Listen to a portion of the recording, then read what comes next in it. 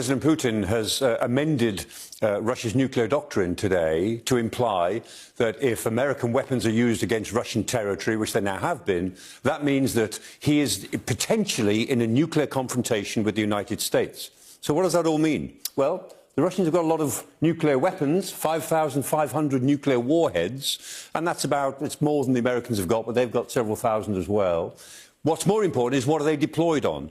The Russians have got them deployed, about 1,700 of them, and again, that's only about 200 more than the United States. And they have them on a triad of land-based ICBMs, intercontinental ballistic missiles, ballistic missile-firing submarines and aircraft that can launch cruise missiles or whatever with nuclear warheads. So they've got about 1,700 deployed, and again, the United States is only about 150 behind that. Both sides have so many nuclear weapons they could destroy each other several times over.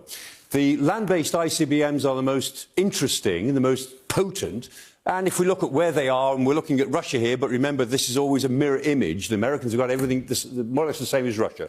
Their ICBM bases are in Russia, and those ICBMs would fly, if necessary, to America. Now, they won't go over the United Kingdom, because if this was a globe, they would go over the North Pole.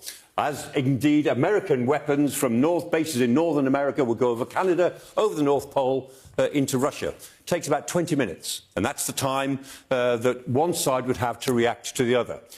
And if we think about the ranges of these things, if we assume Moscow as a starting point, which it isn't because these bases are elsewhere, but if you just think of it, the range is about 6,000 miles. It can reach, the big long-range weapons can reach everywhere. And if we're talking about ballistic missile submarines, it could be in the Norwegian Sea, it could be in the Barents Sea, it might even be in the Atlantic. So potentially, Russia and America can reach each other, the whole continent, anywhere, at any time, more or less, in the world. That's what they've got. Now, the point about all of this is that this is the way it was in the mid-1970s, and it hasn't changed. Technically, it hasn't changed for 50 years.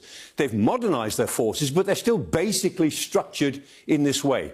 What has changed is that the arms control regime that built up in the 1960s was quite powerful.